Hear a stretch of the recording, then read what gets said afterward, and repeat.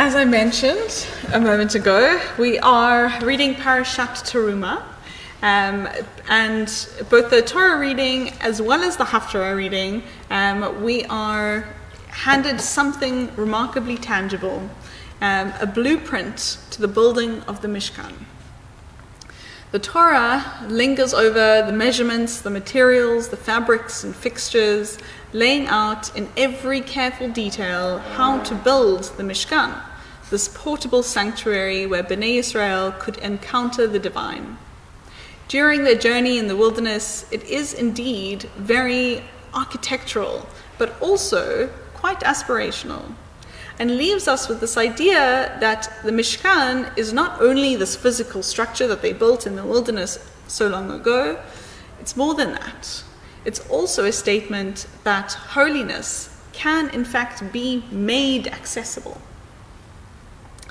Which of course invites the question, as we no longer are following the Mishkan and the sacrificial system that happened in the wilderness, that we built way back then, what are our modern day blueprints for accessing divinity? We no longer build sanctuaries out of acacia wood and gold thread, although the sanctuary is quite beautiful. I'm sure it takes into account lots of really beautiful and fine materials. And yet, the human longing to connect to something larger, something deeper and more sacred has definitely not disappeared. If anything, I'd say in today's challenging times, this might be an even more stronger desire than it was in the times of the prophets. So what are the frameworks that help us to construct sacred space in our own lives? Well, for some, yes, the blueprint looks just like this.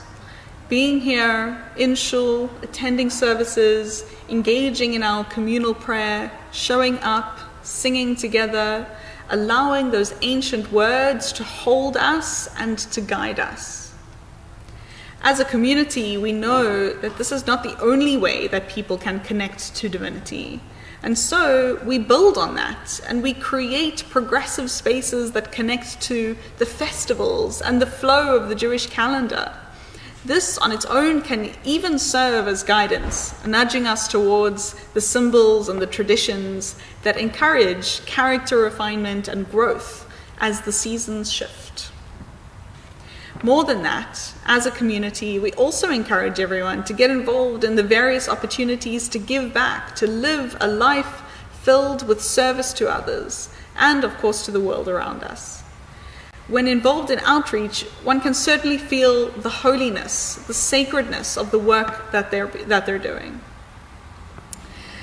As we mend and rebuild the world, guided by this framework of mitzvot. Even the very name of our parsha opens with the concept of terumah, which means a donation, a portion of one's own lot that goes toward ensuring that holiness can be accessible by others, by all. Something that I've discovered on my own journey is the practice of yoga and meditation. Even in our services, for example, during the Amidah, we just took a moment to acknowledge the importance of cultivating mindfulness and self-reflection, quieting the chorus so that the holiness can actually surface where it has not yet. And of course, if you look through our daf and our calendar, there is always an upcoming opportunity to learn and to build oneself through education, an opportunity to keep our minds switched on to the world around us with that ongoing search for wisdom and yes, awe. And if you know me, you'll know that my most promoted instruction manual for discovering divinity is engaging with nature and the outdoors. If I had it my way, every service would be something under a tree or atop a mountain.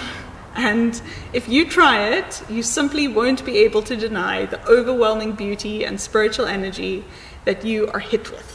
And perhaps, yes, sometimes the lack of oxygen up there at the top of a mountain may contribute to the mystical feeling, But even still, the point is that the feeling of holiness exists there too.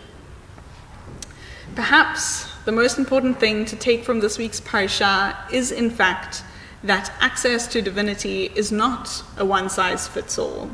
The Mishkan had precise measurements for a very specific community in a very specific time, place, and state of mind. Our modern-day lives, however, do not. We all live very different lives in different homes with different setups and structures, different challenges that we face, and different things that switch us on to taste the zest of life. My proposal to us all here is that the only blueprint we need is less about the physical structure and more about the intentional posture, a mere openness to encountering the sacred, wherever we're willing to make space and to build space for that in our busy modern lives. Whether that be here in shul, out on a walk, on our personal health journey, or even activities that are simply connecting to one another. So may this Shabbat be an encouraging space for us to actively open our hearts and our minds and our homes to let in the divine. Shabbat Shalom. Good Shabbos.